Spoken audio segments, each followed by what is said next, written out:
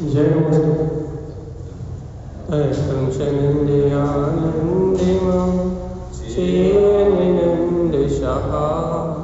परमितत्रिपदविन्दिका नमियो शीघ्रशुभा गुरुवेशे गोपति ज्ञान सहकार तारण तरण समर्थ मुनि गुरु संसार विहार धर्म जुतो जिनवर अर्थ अर्थ जो है विनाश भव जो ममल ज्ञान देखो गुरु को धन को साक्षी को अनुभव। श्री 24 ग्रंथराज मंगलाचरण।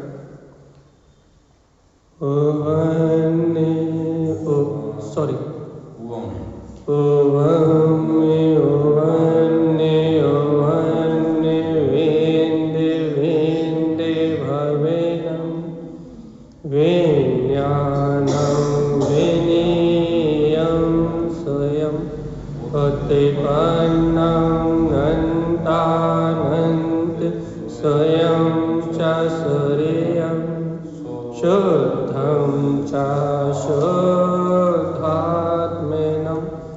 अविनम्योवन स्वभावे मनस्य ममिलं मैं मूर्ति ज्ञानं ध्रुवं लोकालोक स्वयं सुरं च सूर्यं सुन्नं सहावं सुरं। लिए श्री 24 जी ग्रंथादिराज की जय हो जय हो जय। एक साथ मंत्रोच्चारण करेंगे अपन सभी।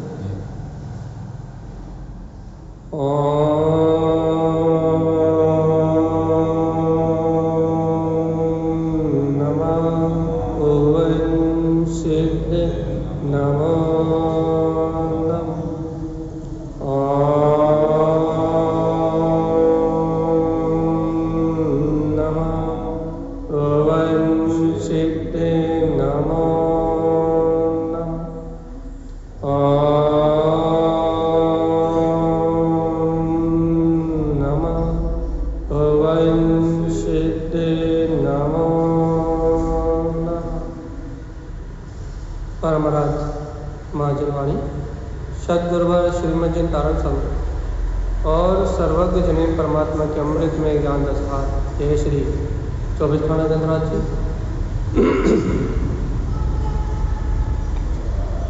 जहाँ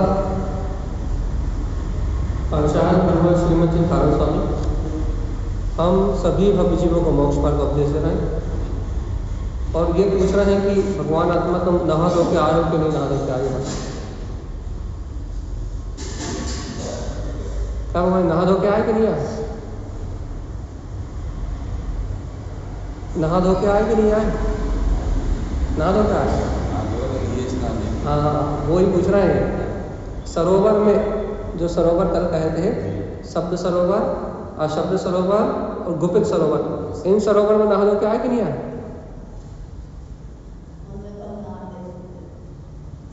अरे बाहर वाले की नहीं, अंदर वाले की बात कर। शब्द सरोवर भगवान की अमृत वाणी का स्नान, अशब्द सरोवर अपने चिदानंद स्वभाव का आनंद और गुप्त सरोवर अपने गुप्त निर्विकल्प स्वरूप का आनंद। ये तीन सरोवर तारण स्वामी ने कहे थे भैया।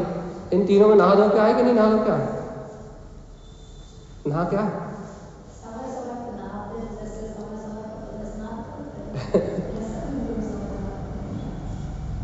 अरे भगवान जी ऐसा नहीं चलेगा। ये सरोवर अपने हैं, इनमें डुबकी लगा तो अपना कल्याण होगा, और इनमें डुबकी नहीं लगी तो संसार की यात्रा चलेगी। तो कल अपन कहाँ तक आ गए भैया? उद्देश्य उत्पन्न हितकार, परिणय उत्पन्न हितकार, पेज नंबर 134 134। ठीक। तो कल अपन 3 सरोवर की चर्चा करने के बाद अपने स्वभाव में रमण करना ही हितकारी है, यही प्रमाण है। यहाँ तक आ गए थे। उत्पन्न उत्पन्न हितकार, ये सूत्र अपन ने लिया था। अब तारण स्वामी कह रहे हैं उत्पन्न हितकार हितकार। देखो भैया, तारण स्वामी का एक लक्ष्य है। क्या लक्ष्य है? आपको आपकी दृष्टि में लिखना चाहिए। तारण स्वामी का एकमात्र उद्देश्य है। तारण स्वामी का क्या उद्देश्य है? कि हर हाल में, हर कीमत पे जीव के अंतर में उसके हितकारी स्वभाव का जागरण। हाँ जी, ठीक है, नीचे वाला सूत्र सही है, उत्पन्न उत्पन्न हितकार, चलेगा चले। कि तारण स्वामी कह रहे हैं कि किसी भी कीमत पे अपने हितकारी स्वभाव को, अपने ज्ञान में पद को प्रकट करो। देखो उनका कहना क्या है भैया, उत्पन्न सहकार हितकार, उत्पन्न उत्पन्न हितकार। क्या कह रहे हैं? उत्पन्न हितकार क्या है ये? बार बार हितकार शब्द क्यों आ रहा है? अपने को पहले ये समझना है कि तारण स्वामी की अंतर ज्ञान धारा में, तो उनकी ज्ञान धारा में तो अपने ज्ञायक स्वभाव के अलावा कुछ है ही नहीं। वो तो क्या बोलते हैं, जैसे कमल कीचड़ में और जल में निर्लिप्त रहता है, वैसे तारण तारण योगेश्वर विकार भाव तो अशुभ भाव तो उन्हें समन कर दिए। वहाँ तो निर्मल सरोवर, जहाँ पुण्य का शुभ योग है, वो तो उस सरोवर से भी भिन्न है। तो यहाँ तारण स्वामी की अंतर परिणति, वीतराग परिणति क्या कह रहे हैं भैया? उत्पन्न उत्पन्न हितकार। देखो भैया, सम्यक दर्शन की स्वानुभूति सहित, तत्व के श्रद्धांग सहित, तत्व की स्वीकारता सहित ही हितकार प्रकट होता है। अर्थात प्रयोजन भूत आत्मा का स्वानुभव करने से ही सम्यक ज्ञान प्रकट होता है। जीव आत्मा का हित होता है। अपने को ये बात समझ में नहीं आती। क्या कह रहा है? जीव आत्मा जब भी जीव को अंतर में अपने आत्मा का हित कब होगा भैया? जब ये जीव आत्म तत्व की श्रद्धा करेगा, वस्तु स्वरूप को स्वीकार करेगा। बिना वस्तु स्वरूप को अंगीकार करे इस जीव का 3 काल में हित होने वाला। तो तारण स्वामी कह रहे हैं कि अपने अंतर स्वभाव का जो अपना हितकारी भाव है, वो ज्ञायक भाव को प्रकट करो भगवान जी। तो उन्हें तो प्रकट हो गया, वो तो कह रहे उत्पन्न उत्पन्न हितकार, कहने शुद्ध आत्मा की अनुभूति रूप हितकार, अपना हितकारी स्वभाव, अपना स्वस्वामी परमात्मा अनुभव में आ गया है। ये तो उनकी अपनी बात है। और कहने लगे उत्पन्न उत्पन्न हितकार हितकार, वही हितकारी है, वो ही हितकारी है। और उसमें रमण करने से ही इस जीव को हितकार मतलब केवल ज्ञान की प्राप्ति हो सकती है। इसके अलावा सम्यक ज्ञान में आचरण के अलावा और कोई पूर्ण केवल ज्ञान को प्रकट नहीं कर सकता। देखो अब इतना तो जानते हैं ना भैया, सम्यक ज्ञान के 5 भेद, मति, शुद्ध, अवधि, मना, पर्या और केवल। तो मति शुद्ध ज्ञान अपने पास है, लेकिन ये अपने मति शुद्ध कब है? जब अपने को जान रहे हैं तब मति शुद्ध। भाई पर को जान रहे हैं तो क्या कुमति को शुद्ध है कि नहीं? तो सीधी सी बात समझना अपने को। मति शुद्ध, मति और शुद्ध ज्ञान तो सम्यक दृष्टि को होते हैं। और यदि स्व आत्मसत्ता को नहीं जान रहा है, तत्व के श्रद्धानी नहीं है, वस्तु स्वभाव को यदि स्वीकार नहीं करते, तो हम सुमति सुशुद्ध कहाँ हो सकते हैं? मति शुद्ध कहाँ हो सकते हैं? मति शुद्ध तो सम्यक दृष्टि का भाव है। सम्यक ज्ञान का यदि मति शुद्ध ज्ञान का अंकुरण हो गया, तो कल भी हमने क्या कहा था? यदि जीव के ज्ञान मति शुद्ध ज्ञान हो गया, तो फिर तो गारंटी हो जाएगी, जैसे मति शुद्ध है उसे केवल हो गई होगा, गारंटी हो जाएगी। सम्यक ज्ञान के 5 भेद है कि नहीं? कि यदि वर्तमान में आपको या मुझे मति और शुद्ध ज्ञान प्रकट हो गया है, मति और शुद्ध दोनों अचक्षु दर्शन में, अब वही बता दे रहा। तो अपन क्या कह रहे हैं भैया कि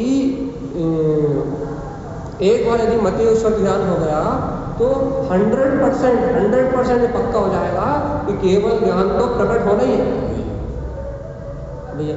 क्यों होना भैया? एक बार अंकुरण हो गया तो फिर वो अंकुरण रुकता नहीं। अंकुरण हो गया तो वो पूर्ण होकर रहेगा। अब कितने समय में होगा? ये जीव के पुरुषार्थ के ऊपर। अब आप कह रहे हो भैया चक्षु दर्शन अचक्षु दर्शन, यही कह रहे हो ना कि क्या शुद्ध ज्ञान अचक्षु दर्शन का विषय है? तो शुद्ध ज्ञान को अचक्षु दर्शन का विषय कब कहेंगे भैया? देखो व्यवहार से आप द्रव्य शुद्ध को आंखों से देख रहे हो, ये द्रव्य शुद्ध आंखों से दिखाई दे रहा है कि नहीं?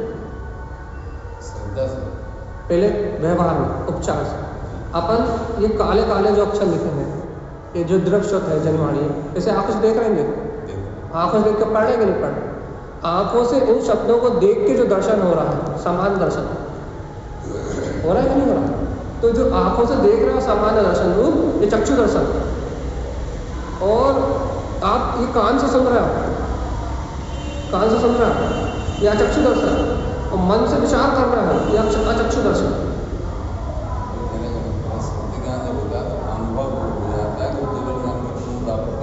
बस एक बार जीव को यदि अंतर में श्रुत ज्ञान की निर्मलता हो गई, भाव शक्ति मति पूर्वक श्रुत होता है, ये बात तो पक्की है ना। बिना मति ज्ञान के श्रुत ज्ञान हो नहीं सकता, और बिना चक्षु अचक्षु दर्शन के मति ज्ञान नहीं हो सकता। नहीं आ रही समझ में? फिर क्या दिक्कत? ये बात तो पक्की हो गई ना कि चक्षु दर्शन अचक्षु दर्शन के बिना मति ज्ञान होना नहीं है, और मति ज्ञान के बिना श्रुत ज्ञान होना नहीं है। ये देखो कैसी स्वतंत्रता है, कर्म आवरण के कारण है। लेकिन यदि कर्म आवरण हट जाए तो युगपत केवल ज्ञान केवल दर्शन, आनंद लेंगे आनंद दर्शन का, आनंद ज्ञान। लेकिन जब तक आवरण है तब तक कैसी व्यवस्था है भाई? जब तक अपन कर्म आवरण से ग्रह, जब तक क्या व्यवस्था? इंद्रिय और मन के निमित्त से, कहते हैं ना भाई इंद्रिय और मन के निमित्त से मति ज्ञान होता। तो क्यों कहते हैं? क्योंकि वर्तमान में कर्म आवरण है, क्षयोपम बुद्धि है जीव की, क्षयोपम कर्मों का क्षयोपम है। तो क्षयोपम भाव होने के कारण से जीव को चक्षु अचक्षु दर्शन तो होगा ही नहीं हमसे। बिना चक्षु अचक्षु दर्शन में कुछ नहीं जान सकते इस समय। या चक्षु दर्शन होगा या चक्षु दर्शन होगा। चक्षु अचक्षु दर्शन के बिना आपको कोई पदार्थ ज्ञात नहीं हो सकता। तो पहले चक्षु अचक्षु दर्शन में से दोनों में से कोई एक दर्शन होगा नियम से, उसके बाद मति ज्ञान की निर्मलता या मलिनता जो भी हो रही है, मति ज्ञान का कुमति रूप और कुसुत रूप, कुमति रूप और सुमति रूप परिणमन होगा। और मति ज्ञान का जो सुमति और सुश्रुत रूप परिणाम, मति ज्ञान का जैसा परिणाम होगा, यदि मति ज्ञान कुमति होगा तो नियम से कुशुद्ध ही होगा, और मति ज्ञान यदि सुमति होगा तो नियम से सम्यक शुद्ध ही होगा। क्योंकि जैसा मति ज्ञान की धारणा में होता है वैसा ही शुद्ध ज्ञान जानता है, वैसे शुद्ध ज्ञान का विस्तार होता है। तो अपन क्या समझ रहे हैं? अब आप दर्शन उपयोग पे ले गए थे, इतना विस्तार करना पड़ा हमें, लेकिन हम यहाँ थे हितकार, हितकार उत्पन्न उत्पन्न हितकार। तो अपने को यहाँ कहाँ लेकर जाना पड़ जा रहा है? ये तारण स्वामी क्या कह रहा है कि देखो अंतर में अपना हितकारी जो ममल स्वभाव है, अपनी जो हितकारी चेतना है, अपनी जो हितकार शक्ति है, वो अपना हितकारी स्वभाव प्रकट हो गया है। अरे जीवात्मा अनंत काल से भटकते भटकते इस जीव को अपने अंतर आत्मा के हित का मार्ग पता लग गया। अपना हित जाना कि नहीं जाना? अपने आत्मा का हित कायम है, पाप में, विषय में, कसाय में, पुण्य में, पाप में, बाहर की क्रियाओं में कायम है अपनी आत्मा का हित। अपने आत्मा का हित कायम है हित। यहाँ तारण स्वामी हित लिखा ना, उत्पन्न हितकार। देखो भैया, हितकार हितकार हितकार, इस जीव का सम्यक ज्ञान अर्थात स्वयं का प्रकाशित सम्यक ज्ञान प्रकट हो गया, हितकार। अरे ये हितकारी है, और कोई हितकारी नहीं है। देखो भैया, अनादि काल से हमारी बुद्धि कायम बनी हुई थी, मकान बनवा लो तो हितकारी है, मोड़ा मोड़ी पैदा कर लो हितकारी है, सोना चांदी परिग्रह जोड़ लो, घर में ताला लगा लगा के संपदा रख लो, हितकारी है। लेकिन अब ये बताओ, ये अपनी बुद्धि टूटी कि नहीं टूटी?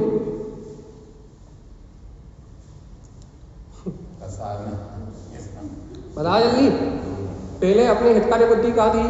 शादी ब्याह कर लो, पढ़ लो, लिख लो, कलेक्टर डॉक्टर इंजीनियर बन जाओ, पैसा जोड़ो, खूब सारा धन दौलत इकट्ठा करो, खूब सारे वैभव को इकट्ठा कर लो, और बहुत सारा बाहर का परिग्रह वैभव इकट्ठा करके, खूब जोड़ के, खूब इकट्ठा करके और घर में रख लो। तो क्या होगा भगवान जी? यही बाहर का धन दौलत पुत्र परिवार कुटुंब कबीला, यही हमारे लिए हितकारी है। चाहे इसके लिए पाप करना पड़े, झूठ बोलना पड़े, मायाचारी करना पड़े, किसी को मारना पड़े, किसी का मर्डर करना पड़े, कुछ भी करना पड़े, लेकिन हमारे लिए हितकारी तो अपने 5 इंद्रिय के भोग है। अब आपको हमने कहाँ मर्डर करा? क्यों? आलू बना के अनंत अनंत जीव को नहीं मारा? जीभ जय थोड़ी ना जो संगी पंचेंद्र दिख रहा है। आवक्ष का सेवन करके, मर्यादा से बाहर वस्तुओं का सेवन करके अनंतानंद जीवों को खाया कि नहीं खाया? और रोज खा रहे हैं। भगवान आत्मा जब तक अपने को अनादिकाल से इन विषय भोगों में अपनत्व की मानता थी, तब तक अपना ज्ञान कैसा था भैया? कैसा था अपना ज्ञान? मिथ्या ज्ञान था ना, आहितकारी ज्ञान था ना, कि आत्मा होते हुए भी, देखो कितना गजब का सिद्धांत है ये, आत्मा होते हुए भी आत्मा का हित कर रहा है, ऐसा ज्ञान। इसे कहते कुमति कुशल। आई कि नहीं आई समझ? जीव का पागलपन तो देखो, ये जीव स्वयं आत्मा होते हुए भी आत्मा का हित कर रहा है। कैसा पागल है ये, अपने ही घात कर रहा है। वो चित्र नहीं देखा, वो 6 वेश्याओं का चित्र बनाते बताते हैं जब, कि वो कुआं में नीचे सार्प बैठे हुए हैं, वहां चूहा डगाल काट रहा है, और भैया जीव वो एक बूंद शहद गिर जाए ऐसी चाह में लटका हुआ है, चाहे बिल्कुल पतन हो जाए। जब वो नहीं देखा, डगाल पे बैठ के खुद डगाल को काट रहा है। मनुष्यवध रूपी ये जीवन की डगाल मिली है, इस डगाल में बैठ के आदि से खुद डगाल काट रहा है, और ये नहीं पता कि डगाल कटेगी तो कहाँ गिरेंगे। यदि डगाल कटी तो कहाँ जाएंगे पता ही नहीं। ऐसे ही ये जीव तारण स्वामी कह रहे हैं, हितकार भाव उत्पन्न हुआ है, सम्यक ज्ञान का प्रकाश हुआ है, और जीवात्मा ये सम्यक ज्ञान का जो प्रकाश हुआ है ये आत्मा के लिए हितकारी है। अर्थात इंद्रिय विषय भोग में किंचित मात्र सुख नहीं है, ऐसा स्वीकार कर पाप परिग्रह धन दौलत कितना ही जोड़ ले, लेकिन इससे आत्मा का हित होने वाला नहीं है। उत्पन्न हितकार, अरे देख देख देख, आज भगवान की अमृतवाणी से ये सम्यक ज्ञान के प्रकाश में हितकार अपना हितकारी स्वभाव प्रकट हुआ कि नहीं हुआ? हितकारी अपना सम्यक ज्ञान स्वभाव की रमणता, अपना गायक तत्व प्रकट हुआ कि नहीं हुआ? हुआ तो बताओ भाई। मान लिया हो तुमने कि संसार की कोई वस्तु मेरे लिए प्रयोजनी है ही नहीं, चाहे राग का परिणाम हो, चाहे देश का परिणाम हो, चाहे शुभ राग हो, चाहे अशुभ राग हो, मेरे लिए बिल्कुल प्रयोजनी नहीं है। मेरे लिए नित्य प्रयोजनी तो हितकार, एक ही भाव है भाई, अपना हितकारी सम्यक ज्ञान, जो मुझे बताता है क्या कि कौन से परिणाम पतन के कारण है और कौन से परिणाम हित के कारण है, जो मुझे जताता है, जो मुझे चेताता है, ऐसा मेरे लिए मेरा सम्यक ज्ञान ही हितकारी है कि नहीं?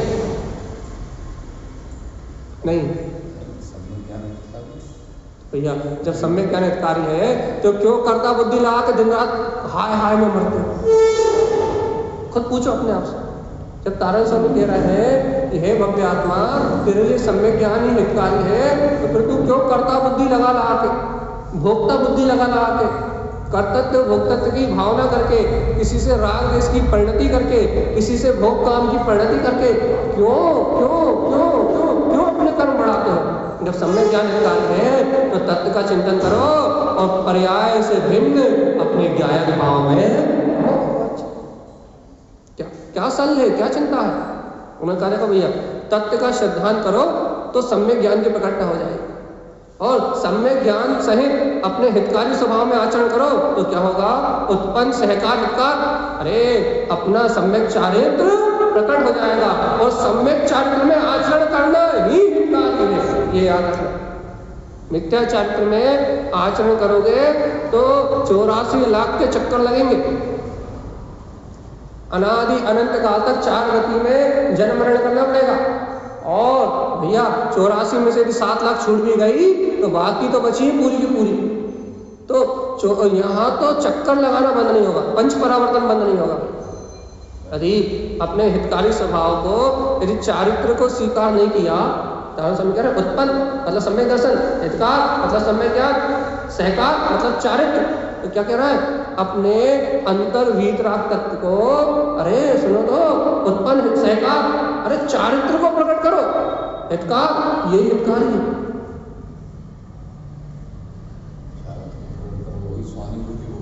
वही हितकारी है, उसके अलावा तो सब बेकार है। कितने ही जोड़ लो, कितने ही कमा लो, कितने ही राग कर लो, कितने ही देश कर लो, कहीं कुछ नहीं मिलेगा। अरे देखो तो उत्पन्न विज्ञान का क्या कह रहा है, अपने केवल ज्ञान स्वभाव का अनुभव करना हितकारी है, राग देश का अनुभव करना हितकारी नहीं। आत्मा अनंत चतुष्टय में केवल ज्ञान स्वभाव ही है भैया, है कि नहीं? एकमात्र ज्ञान, इसमें ज्ञान के अलावा और कुछ नहीं है, ना कर्म है, ना कसाय है, ना राग है, ना रंग है, ना औदायिक भाव है, ना भैया कोई से भाव नहीं है, एकमात्र ज्ञान। स्वभाव ही आत्मा है, आत्मा ही ज्ञान स्वभाव। तो ये तो तारतम्य में लिखा है उनकी भाषा में, क्या कह रहा है, उत्पन्न विज्ञान हितका, क्या कह रहा है, केवल ज्ञान के विज्ञान में अपने आत्म स्वभाव में रमण करना ही हितकारी है। आत्मा लोकालोक का घोषण किया था, सर्वलोकालोक जिस आत्मा में प्रकाशित हो रहा है, संपूर्ण द्रव्य गुण पर्याय, जिसमें एक युगपत एक समय में झलक रहा है, ऐसा अनंत प्रकाश में स्वानुभूति में रमण करना ही हितकारी है। फिर पड़ोसी के घर झाँक के क्यों देखना है कि पड़ोसी के घर क्या हो रहा है? केवल ज्ञान प्रकट कर, तीनों लोगों को जान, तीनों लोगों को देख, शरीर का परिणमन कैसा हो रहा है, भाव का परिणमन कैसा हो रहा है, कर्म का परिणमन कैसा हो रहा है, तू पर में झांक के देखता ही क्यों है कि पर्याय का परिणमन कैसा हो रहा है? जब तूने जान लिया कि अपना अविनाशी केवल ज्ञान स्वभाव ही हितकारी है, तो फिर पर्याय में झांक के देखना क्यों? द्रव्य कर्म में क्या चल रहा है, भाव कर्म में क्या चल रहा है, नो कर्म में क्या चल रहा है, हमारे भाव कैसे बिगड़ रहा है, क्यों बिगड़ ही क्यों रहा है, हमारे कर्म कैसे चल रहा है, हमारा आचरण कैसे चल रहा है, द्रव्य कर्म, भाव कर्म, नो कर्म को देखना क्यों? जब पता है, क्या पता है भैया कि मैं केवल ज्ञान में स्वभाव वाला हूँ, तो फिर राग को क्यों देखना, देश को क्यों देखना, कर्तव्य को क्यों देखना? पहले तो ये निष्ठा करके बताओ कि इन सब परिणामों के चलने के बाद, चलते समय भी मैं तो पूर्ण ज्ञाता ही हूँ। पहले केवल ज्ञान स्वभाव के अनुभव में रहने की भावना प्रबल करके बता। क्या कह रहा है नारायण स्वामी कि उत्पन्न, क्या लिखा है, उत्पन्न विज्ञान हितकार, क्या हितकारी? विज्ञान, केवल ज्ञान, अपना अविनाशी पद, जिसको कोई हिला नहीं सकता, अचल केवल ज्ञान क्या है, हितकारी है। और देखो तो क्या लिखा है, उत्पन्न पे हितकार, क्या हितकारी है बताओ? अच्छा बताओ, चलिए बताओ क्या हितकारी है? उत्पन्न पे हितकार मतलब अरे अपना पद, अपना शाश्वत सिद्ध पद, पर पर्याय के पद हितकारी नहीं है। अरे अपना शाश्वत सिद्ध पद, लोकालोक को, सर्वलोक को प्रकाशित करने वाला जो अपना शाश्वत शुद्ध पद है, ये शाश्वत शुद्ध पद को उत्पन्न करना हितकारी है। अध्यक्ष, मंत्री और नेता अभिनेता कुछ भी बन जाओ, संसार में कोई पद हितकारी नहीं है। हितकारी यदि कोई है तो केवल ज्ञान में अविनाशी शाश्वत सिद्ध स्वरूप जो मेरी जागृत चेतन शक्ति है, उसको प्रकट करना ही हितकारी है। तो बाकी दुनिया में सब बेकार है। इस पद की महिमा आती कि नहीं आती? स्वानुभूति में हर पल झलकता, ये अंतरात्मा की स्व आत्मानुभूति में हर पल झलकता, ये अपना उत्पन्न पे हितकार, अपना शुद्ध पद हितकारी है। दुनियादारी के पद में उलझ के कहाँ निरंजन आत्मा को भूले हो? चेतन आत्मा, आज जागो, आज चेतो और आज बोध जगा लो। हितकारी तो पद के पीछे क्यों पड़ो? शुद्ध स्वभाव में है तो उसको पद तो मिलेगा। अरे वो तो परम पद है, श्रेष्ठ पद है। तीनों लोगों में सत्य भगवान से ऊंचा और कोई है। तो यहाँ बात इतनी सी चल रही है।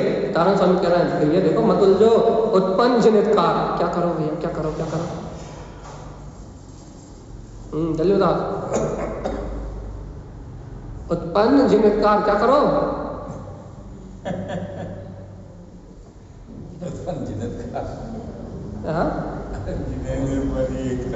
अरे तारण स्वामी कह रहे हैं, आपने बहुत अच्छा पूर्णता की अपेक्षा बोला है। तारण स्वामी कह रहे हैं सुनो सुनो, उत्पन्न जिन हितकार, क्या कह रहा है? अपने वीतराग स्वभाव को जीतना ही हितकारी है। जितेंद्रीय जिन पद को जीतना ही हितकारी है, जिनेन्द्र पद में रहना ही हितकारी है। हाँ, जिननाथ स्वभाव, या ऐसा कहो अंतर आत्मा में रहना ही हितकारी है। जिनका अंतरात्मा निकाल लो, वीतराग निकाल लो, जिनेंद्र निकाल लो, तीनों निकाल लो, जो निकालना वो निकाल लो, अर्थ एक ही निकलेगा, स्वभाव स्वभाव और स्वभाव। क्या है हितकारी? जिनका अंतरात्मा निकालोगे तो अंतरात्मा में रहना हितकारी है, जिनका वीतराग निकालोगे तो वीतरागता में रहना हितकारी है, और जिनका जिनेंद्र निकालोगे तो जिनेंद्र पद में अनंत चतुष्टय की अनुभूति में रहना हितकारी है। कहीं से भी कान पकड़ लो, आना तो निस्वभाव के पास है। जल्दी आ जाओ, देर मत लगाओ। कितनी देर लग रही है? गुप्त सरोवर में जाने की तैयारी करो। शब्द सरोवर अशब्द सरोवर में डूबते हुए और गुप्त सरोवर के आनंद में रम जाओ। ये हितकारी है। भैया जब जीव को इसे हित का बोध आता है, अपने पद हितकारी लगता है, अपने जिन स्वरूप हितकारी लगता है, तो उत्पन्न परम जिन, अब आगे जिनेंद्र परमात्मा क्या कह रहा है? उत्पन्न परम जिन हितकार। अरे जितेंद्री जिनेंद्र पद ही ये इसमें रहना ही हितकारी है। सर्वज्ञ भगवान की तरह अपने परम जिन स्वभाव में डूबो भगवान। देखो तारण सब में बहुत ऊंची बात कह रहा है भैया। हितकार कोड़ा कोड़ी क्या अर्थ है इसका? बताओ, कोई बताएगा? हितकार कोड़ा कोड़ी का अर्थ बाबूजी बताओ क्या है? मेरा ज्ञाता दृष्टा स्वभाव। हितकार कोड़ा कोड़ी का अर्थ चाहिए। हितकार कोड़ा कोड़ी स्वानुभूति। आप यहाँ जिन लोगों ने पढ़ लिया होगा हमारी डीपी पे, वो तो पढ़ लेंगे। आप बताओ, जिन लोगों ने नहीं पढ़ा, जिनके पास मोबाइल नहीं है, बताओ हितकार कोड़ा कोड़ी का क्या अर्थ है? मेरा ममल स्वभाव, आत्मानुभूति, स्वानुभव रमण। हितकार का अर्थ तो कोड़ा कोड़ी का क्या अर्थ है?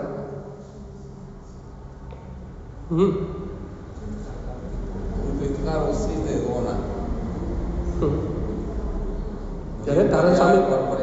तारण स्वामी कह रहा है ये हुंडा अवसर जो हुंडा अवसर काल चल रहा है ना, ये इसमें 10 कोड़ा कोड़ी का काल चल रहा है ना, इस 10 कोड़ा कोड़ी काल में ये तुमने अपने आत्म स्वभाव को प्रकट कर लिया, ये तुम्हारे लिए हितकारी है। और यदि ये आत्मा इस कोड़ा कोड़ी का काल में, इस हुंडा अवसर 10 कोड़ा कोड़ी काल में यदि जीव अपने आत्मा का हित नहीं कर पाता, सम्यक ज्ञान प्राप्त नहीं कर पाता, तो वापिस इतर को चला जाता। हितकारी हो गया तुम्हारे लिए पंचम काल में जन्म लेना, भगवान महावीर के शासन में जन्म लेना, पंचम काल में तुम्हारा जीवन धन्य हो गया। तुमने सम्यक ज्ञान में जो रत्न को पा लिया है। आए तो मिथ्या दृष्टि है, पंचम काल में आया तो, लेकिन अनुकंपा वही सातारंतर जिनेश्वर की, परमात्मा की वाणी की क्या कि तुम्हें भगवान का महावीर भगवान का शासन काल मिल गया, और ये तुम्हारे लिए कोड़ा कोड़ी पूरे तुम्हारे हित में चली गई। पूरी कोड़ा कोड़ी, 10 कोड़ा कोड़ी का समय निकल गया ना, अपसर्पणी का, अपसर्पणी निकल गया। कितना समय होंडा अपसर्पणी का, 10 कोड़ा कोड़ी का समय निकल गया ना। इस कोड़ा कोड़ी में तुमने आत्मा को जान लिया, स्वानुभूति कर ली, हितकारी है। और चूक जाते तो, और चूक जाते तो क्या होता? चूक जाते तो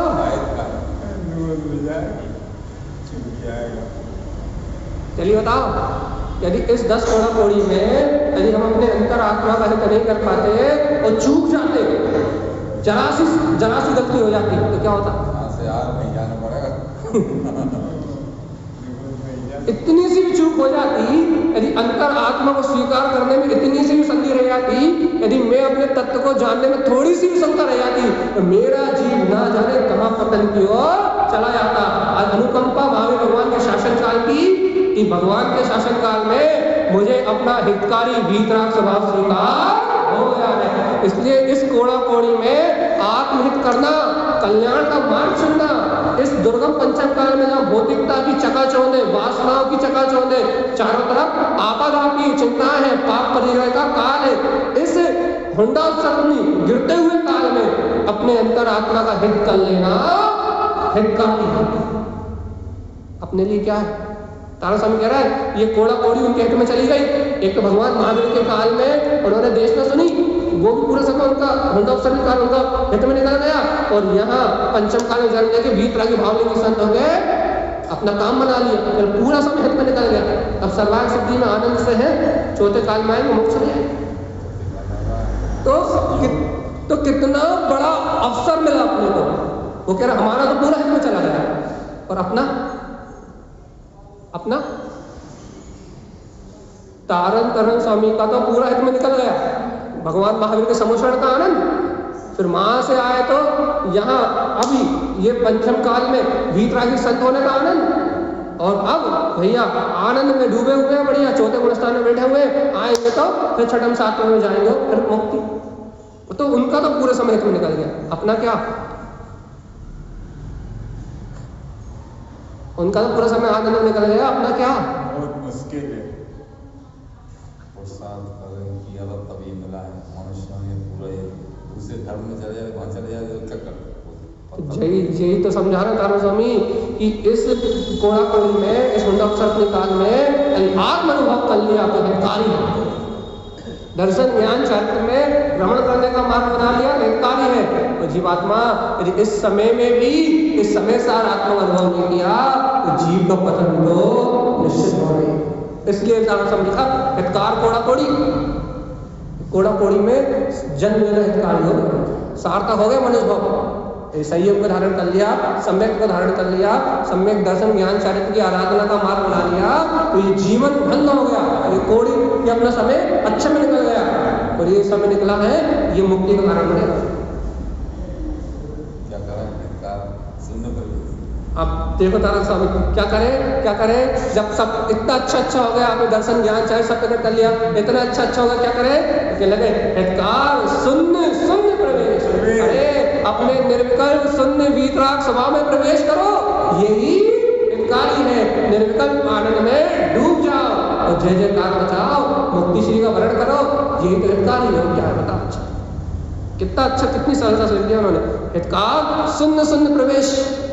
क्या करो, क्या करना है, अपने गुफा में, अपनी चैतन्य ज्ञान गुफा में अतीन्द्रिय निर्विकल्प आनंद में डूब जाना है, और शून्य में प्रवेश करके संसार के चक्कर को भूल जाना है। चरण जी से क्या कहा, आधे घंटे लेट आएंगे, अच्छा नहीं सुना, ऑनलाइन सुनता है, अभी सुन रहा है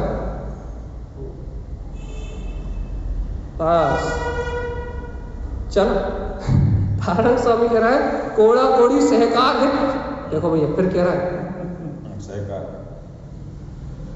कोड़ा कोड़ी सहकार हित। ये देखो ये कोड़ा कोड़ी जो 10 कोड़ा कोड़ी का काल है, ये काय के लिए मिला है, देखो लिखा देखो पढ़ो, कोड़ा कोड़ी सहकार हित काय के लिए मिला है, चलिए बताओ। ये जो अपने को उन्होंने कहा था ना हितकार कोड़ा कोड़ी, ये पूरी कोड़ा कोड़ी अपने हित में चली जाएगी कब, उत्पन्न शून्य प्रवेश, जब ये जीव निर्विकल्प आनंद में अपने शून्य स्वभाव में प्रवेश कर लेगा, तो ये पूरी कोड़ा कोड़ी का काल अपने हित में चला जाएगा, ये कहा था उन्होंने। अब फिर क्या कह रहा है वो, कोड़ा कोड़ी, ये जो कोड़ा कोड़ी है सहकार हित, भैया ये काय के लिए है, अपने हित का सहकार करने के लिए, पाप में से कसाय में नाश करने के लिए नहीं।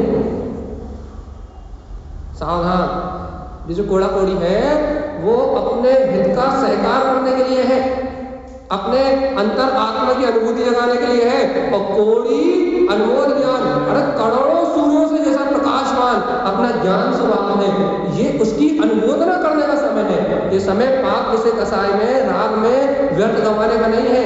तो फिर ये समय सब सल्ल विसल्ल विकल्पों से पार होकर अपने हितकारी गायक स्वभाव का चिंतन करने का समय है, आत्म स्वभाव का आश्रय लेने का समय। ये समय जीवन का नाश करने का समय नहीं। कितनी गजब की अंतर शक्ति का बोध करा है। ये जो समय है वो इतना पवित्र और पावन है कि जिस समय तुम समय साल की अनुभूति कर रहे हो, ये समय तुम्हारे पूरे हित में है। ये पूरा समय तुम्हें अनंत केवल ज्ञान तक की यात्रा कराएगा। तो भगवान आत्मा यदि ऐसे हितकारी समय को अपने नहीं जाना तो जीवात्मा वो करोड़ों सूर्यों के समान वो प्रकाशमान जो चेतन सत्ता है ना, उसका अनुभव कब करोगे, उसकी स्वानुभूति कब करोगे,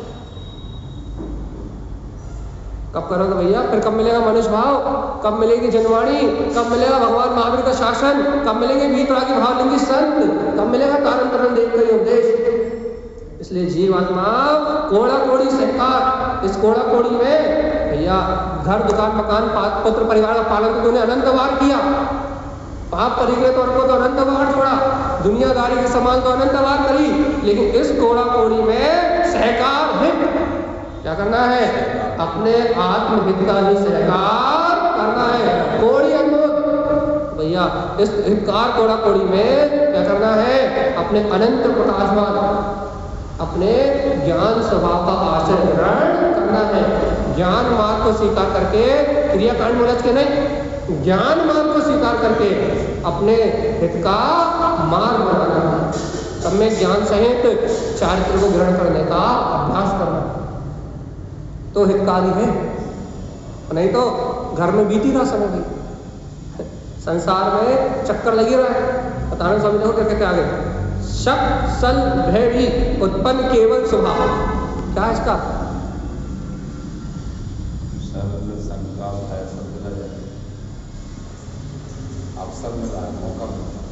ये कोड़ा कोड़ी हितकारी जो मिली है ना, यदि तुम ऐसे वीतराग स्वभाव को अपने हित का विचार करोगे, ऐसे ज्ञान स्वभाव की अनुमोदना करोगे, अर्थ स्वभाव का आश्रय लोगे, तो शक 17 शक और जितनी सल है 3 प्रकार की सल और मन में लगने वाला भय, अर्थात ये सल भय और 17 शक मिला जाएंगे और उत्पन्न केवल स्वभाव, और केवल ज्ञान स्वभाव जगमगाता हुआ प्रकाश अनुभव में प्रकाश। कब कब कब कब होगा? ऐसा तो नहीं लगता तारण स्वामी सपना दिखा रहे हैं? ऐसा तो नहीं लगता तारण स्वामी सपना दिखा रहे हो? हाँ या ना तो बोलो। ऐसा तो नहीं लगता कि तारण स्वामी सपना दिखा रहा हो कि एक था राजा एक थी रानी, दोनों मर गए, खत्म कहानी? सही कह रहे हैं? हाँ या ना बोलो।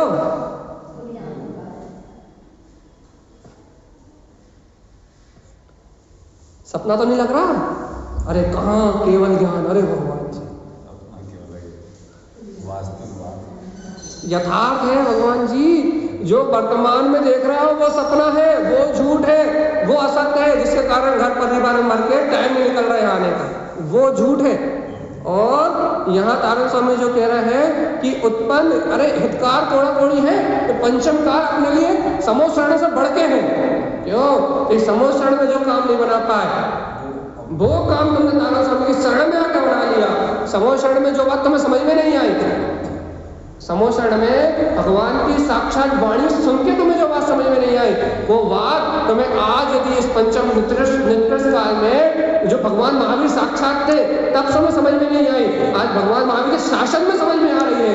तो तुम्हारे लिए पंचम काल ही भगवान आत्मा इस स्वभाव को स्वीकार करने से 17 शक अर्थात सारे आवरण के भाव, सल जितनी 3 प्रकार की सल है और अनेक प्रकार के भय सारे के सारे विलीमान हो जाएंगे और उत्पन्न केवल ज्ञान, और केवल ज्ञान में स्वभाव की अनुभूति प्रकार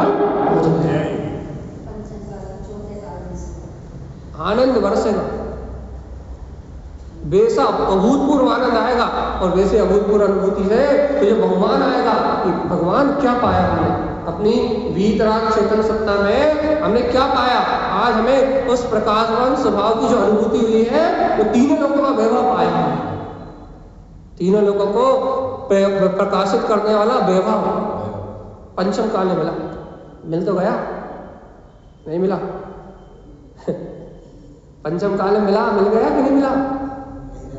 यदि मिल गया तो ये कोड़ा कोड़ी हितकारी है, और नहीं मिला जो अपने घर पत्र परिवार जो जी मिथ्या दर्शन सहित जी रहा है, रो रो के जी रहा है, हाथ रो ध्यान करके जी रहा है, ये जितने संसारी जीव जो जी रहा है रो रो के, इनका तो पूरा जीवन अहितकारी है। मिथ्या दर्शन मिथ्या ज्ञान सहित इनका जीवन तो दुर्गति की यात्रा के लिए निकल गया। तो देखो धन्य धन्य भाग, अपने घर में ही देखो, अपने परिवार में देखो, तत्व की रुचि नहीं है, तत्व का श्रद्धा नहीं है, इन जीवों का पूरा जीवन तो नर्क निगोर की यात्रा में निकल जाएगा। तो देखो आज अपन इन संयोगों में रहते हुए, इसी समाज में रहते हुए यदि अपने को आत्मा की रुचि लग गई तो अपना जीवन कहाँ है? अपने संयोगी जीव, अपने पति, अपने पुत्र, अपने परिवार, अपनी माता, अपने पिता, वो इस बात को स्वीकार नहीं कर पा रहा, तो अपने को दिखाई दे रहा है मेरा उनके लिए पूरी कोड़ा कोड़ी आनंद में चली गई। ये मनुष्य भाव पतन में चला गया और अपने लिए नहीं आ रही बात समझ में, आगे बढ़ते हैं। तारण स्वामी कहते हैं 17 शक 3 सल और अनेक प्रकार के भय बिला जाएंगे, केवल ज्ञान स्वभाव का अनुभव करो। अरे तारण स्वामी कह रहे सुनो सुनो, आत्म साधना करोगे तो मन पर जय दीप्ति केवल अनमोल ज्ञान, भैया क्या कह रहा है, ज्ञान स्वभाव की आराधना करोगे तो मन पर ज्ञान की दीप्ति प्रकट हो जाएगी। मन पर ज्ञान की दीप्ति मतलब मना पर ज्ञान अर्थात ऋजुमति विपुलमति ज्ञान का प्रकाश होगा। इस साधु अवस्था में होता है। साधु अवस्था में वीतरागी भावलिंगी मुनिराज 4 ज्ञान के धारी हो सकते हैं। तो क्या कह रहा है, यदि अंतर स्वभाव की साधना करोगे तो क्या होगा, 4 ज्ञान के धारी हो जाओगे। मना पर ज्ञान की लब्धि प्रकट होगी। साधना तो करो। वृद्धिगत चारित्र वाले मुनियों को ये मना पर ज्ञान होता है। वृद्धिगत चारित्र समझते, जैसे आज 2 दिन का उपवास है तो कल 4 दिन का, बढ़ता हुआ चारित्र, बढ़ती हुई अंतरदशा, जिन वीतरागी मुनियों का चारित्र वृद्धिगत होता है उनको मना पर ज्ञान की वृद्धि होती है। लेकिन मना पर ज्ञान में वो मन पर क्योंकि मना पर यह ज्ञान भावलिंगी संतों के अलावा होता ही नहीं है, तो कहाँ से होगा, इसलिए वो नहीं।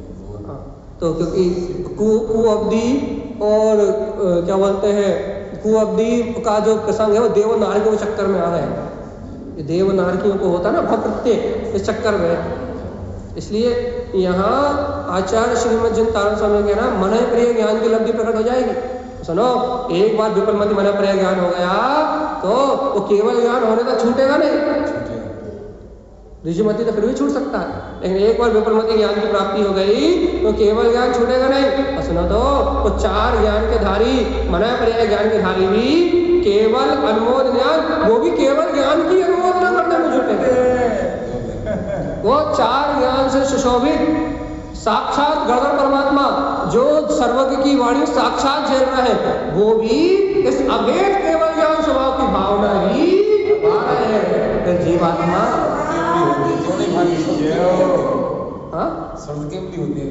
वही तो कह रहा है, शुद्ध केवली गणधर शुद्ध केवली नहीं होते, शुद्ध के पाठ ही होते हैं। शुद्ध केवली अलग है, शुद्ध केवली की बात हम करेंगे।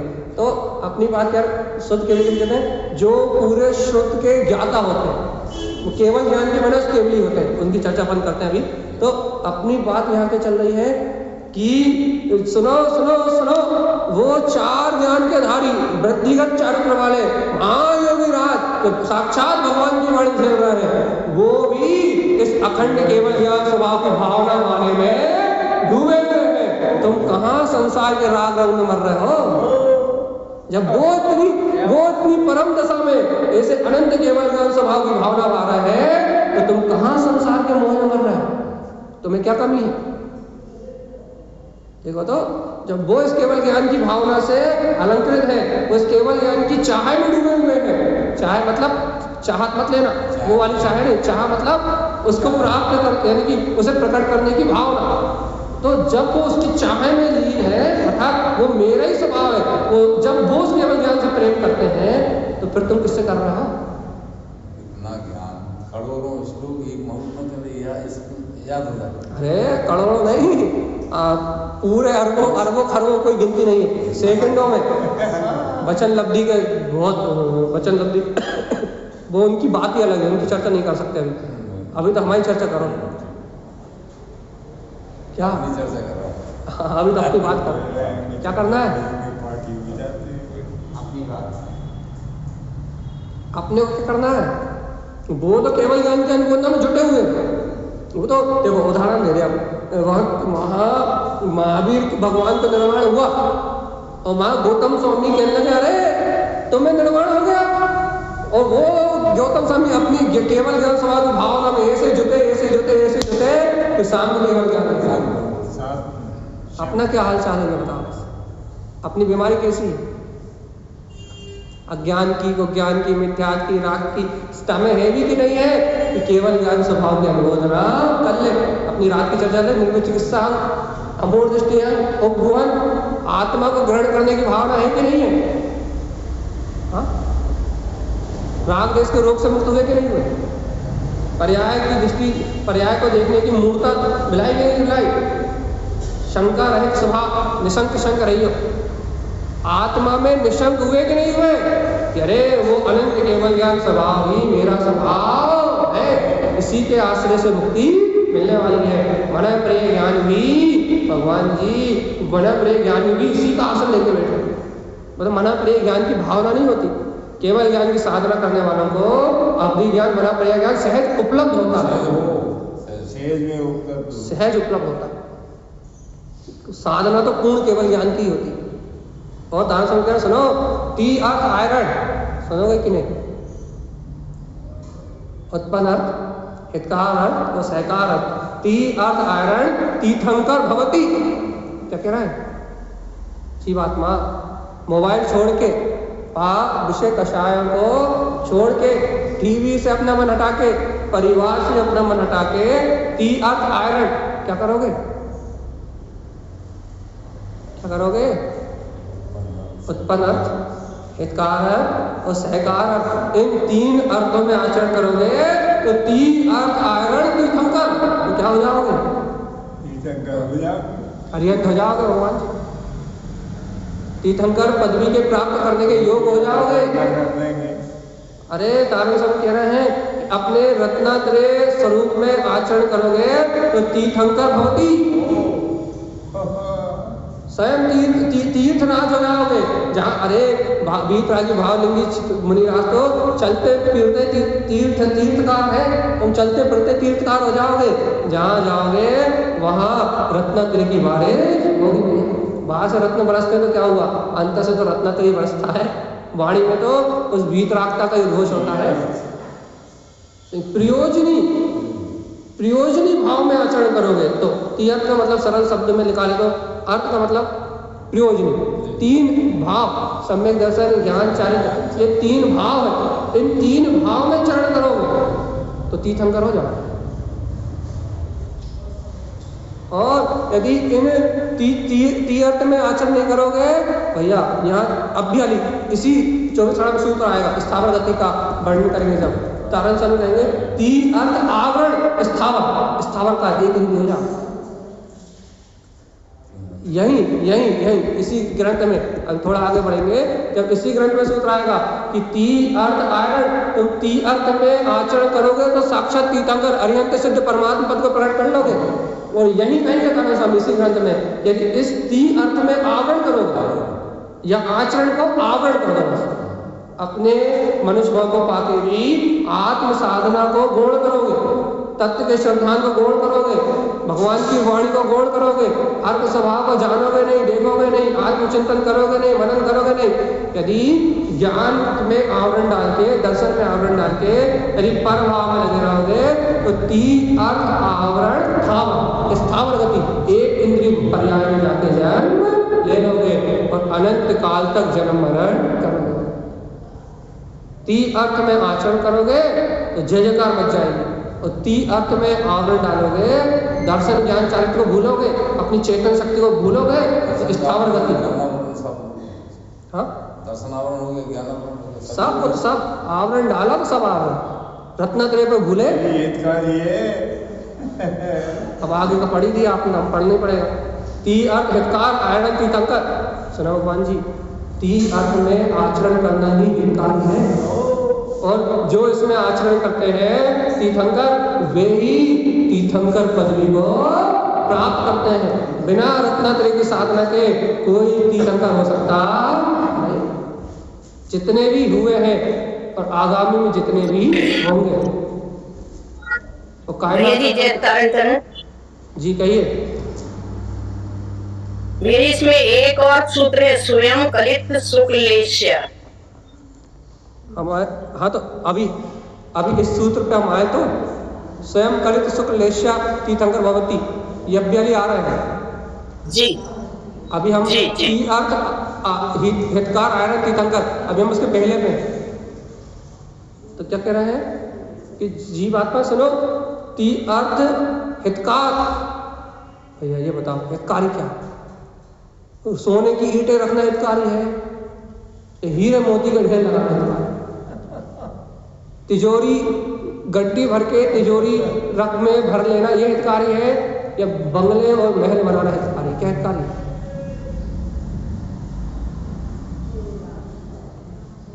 तानू स्वामी कह रहा है भगवान जी रत्नात्रय हितकारी है। अरे कितना ही धन दौलत जोड़ लो, इस भाव के इस भाव में छूट जाएंगे।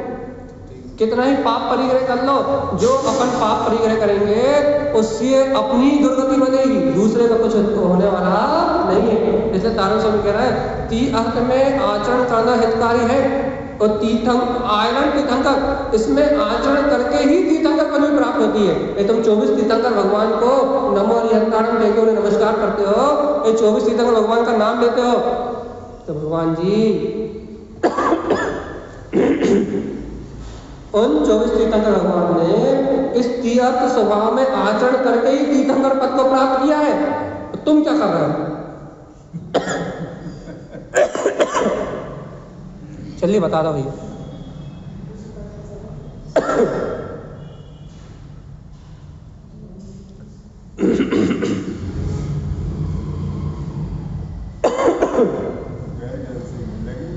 क्या करना है जल्दी बता। नाम ले रहा है भगवान महावीर का। श्री समति पदम प्रभु छठनेश। ये पढ़ा कि नहीं पढ़ा? सतम तीर्थंकर है सुपारस। भगवान जी वो तो होगा,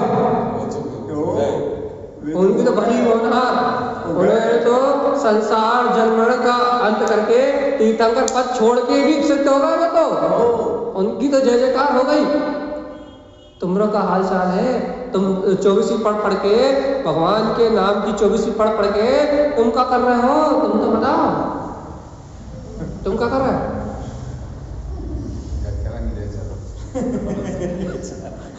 अरे भगवान कह रहा है यदि मैं ले चलता तो सबको ले चलता, लेकिन एक तरफ दूसरे तरफ पर कुछ कर सकता नहीं। वो कह रहा है मैं करता स्वभावी अपने पूर्ण भाव में लीन हूँ। ले तो मैं चल सकता नहीं, बता सकता हूँ कि कौन सा रास्ते से मैंने मोक्ष प्राप्त किया। तो उन्होंने बता दिया कि उन्होंने तीर्थ में आचरण करके तीर्थंकर पद को प्राप्त किया। आपका क्या विचार है? उन्होंने इस जीवन में रत्नात्रय की साधना करके तीर्थंकर पद को प्राप्त किया। आपका क्या विचार है? रत्नात्रय की साधना करना या रत्नात्रय की प्रार्थना करना? आप अपना मत बताएं। साधना करेंगे, प्रसाद करेंगे, संबंध दर्शन प्राप्त को संबंध यहाँ को संबंध यदि साधना करना यदि आपका विचार है तो तारण स्वामी कह रहा भैया यदि आपको तीर्थ की साधना करना यदि आपका विचार है तो स्वयं कलित, तो कह रहा स्वयं अपने आत्म स्वभाव के ध्यान में लीन हो। जो तीर्थंकर भगवान है वो अपने परम शुक्ल ध्यान में लीन है। उनकी लेस्या कैसी है? शुक्ल लेस्या है। तीर्थंकर होती भैया अपने अंतर स्वभाव का ध्यान धारण करोगे, अपने आत्म ध्यान में 2 घड़ी ठहरोगे तो सारी अशुभ लेस्या का नाश हो जाएगा, शुक्ल लेस्या प्रकट हो जाएगी। भगवान जी अंतर ध्यान में लीन तो हो, तीर्थंकर होती तीर्थंकर पद की प्राप्ति ही हो जाएगी। अरे भगवान तो देखो परम शुक्ल लेस्या में कैसे अतीन्द्रिय आनंद का रसपान कर रहे हैं। लेस्या से नहीं कर रहे, लेकिन अपने स्वयं के कलित स्वयं के स्वभाव का ध्यान करके वो तीर्थंकर भगवान कैसे अनंत चतुष्टय स्वभाव में डूबे हुए हैं। और अपन क्या अशुभ लेस्याओं में लग के, कृष्ण लेस्या, काकोत लेस्या, इन लेस्याओं में लग के क्या कर रहे हैं भैया? एक दूसरे के प्रति मार काट के भाव, हिंसा के भाव, चोरी के भाव, आर्त ध्यान, रोज ध्यान कर रहे हैं। और भगवान देखो परम शुक्ल लेस्या में आनंद के साथ स्वयं कलित स्वयं के आत्म ध्यान में स्वयं की परम आनंद की दशा में लीन है और अपने अनंत चतुष्टय का भोग कर रहे हैं। और हम हाय हाय करके मरे जा रहे हैं, हाय पैसा, हाय पैसा, हाय पैसा और हाय पैसा, खत्म। वो अपने अनंत चतुष्टय का सुख भोग रहा है, अंतर में जय जयकार मचा रहा है, परम आनंद का भोग कर रहे हैं। और अपन अपना क्या हाल चाल है? उनके अंदर में जय जयकार मची हुई है, अपने अंदर में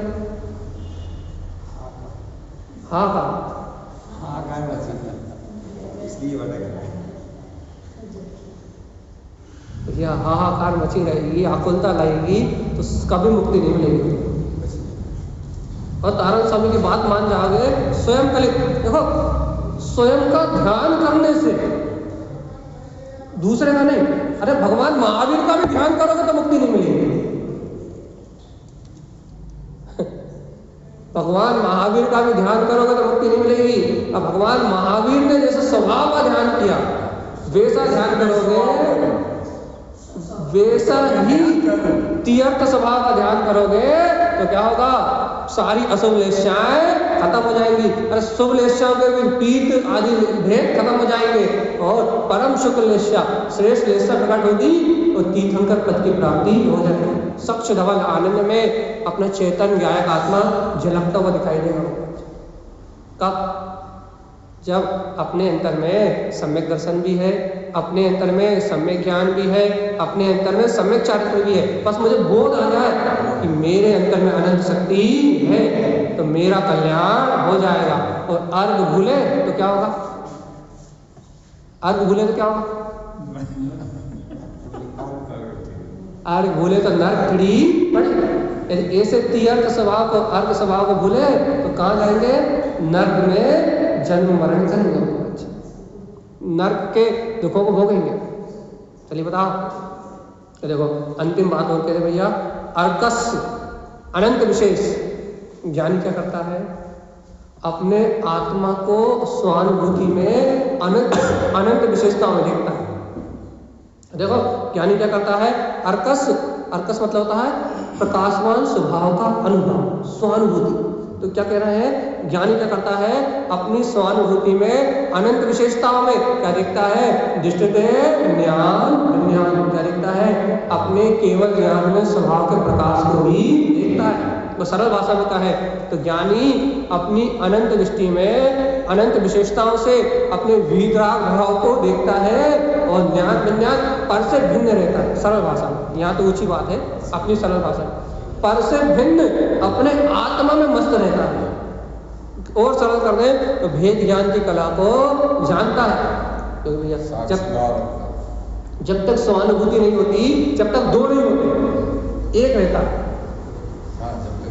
जब तक जीव को तत्व का श्रद्धान आत्मा की स्वानुभूति नहीं रहती तब तक दो नहीं होते। कौन दो नहीं होते? आत्मा और ये पुद्गल दो नहीं होते। तारण स्वामी कह रहा है अर्कस, जहाँ अर्क स्वभाव की विशेषता प्रकट होती है, अपना अनंत चतुष्टय प्रकाशमान स्वभाव भीतराग तत्व स्वीकारता में आता है, आत्मा की अनुभूति होती है, तब फिर एक नहीं रहते। अब जो एक थे ना, अब एक नहीं रहते, अब वो दो हो जाते हैं।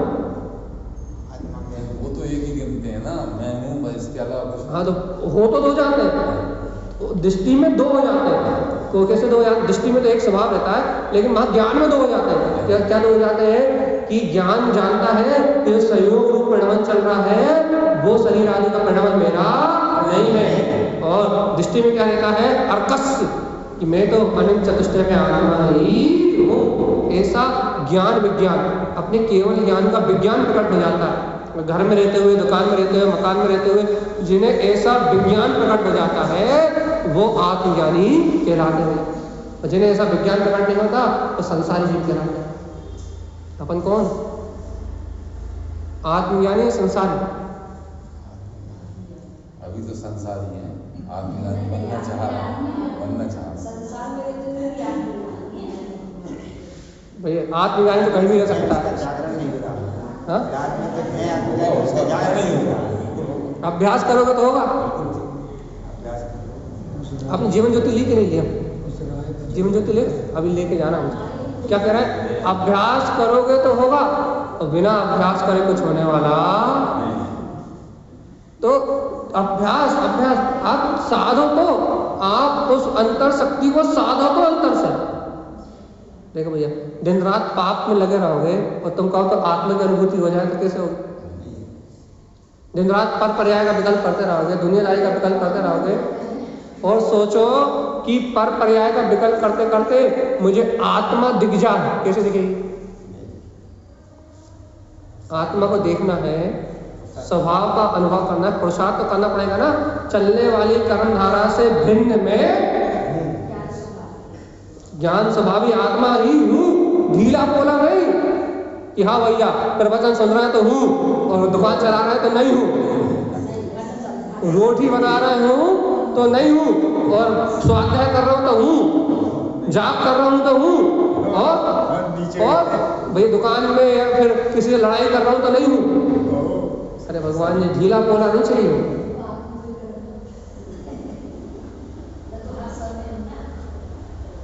तो वो ज्ञान में वितराग सत्ता में हर समय ही, जोर से बोले यार, हूँ कि नहीं? गरेठा वाली दी डर लगता है।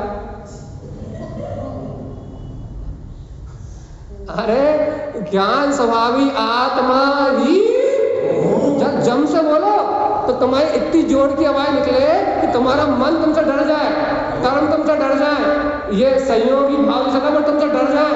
इतनी जोर से बोलो कि मन तुम्हारे सामने कुछ बोल ना पाए। तो मन में हूँ करते हो तो मन कहता है कि तुम तो खुद मरी भीगी बिल्ली, कहना तुम तो खुद भीगी बिल्ली, तुम्हारी तो खुद आवाज में निकल रही, तुम्हारी तो खुद मानता करी हुई है, कर रहा है। अरे जोर से बोलो मैं तो सिद्ध स्वरूपी भगवान आत्मा ही हूँ।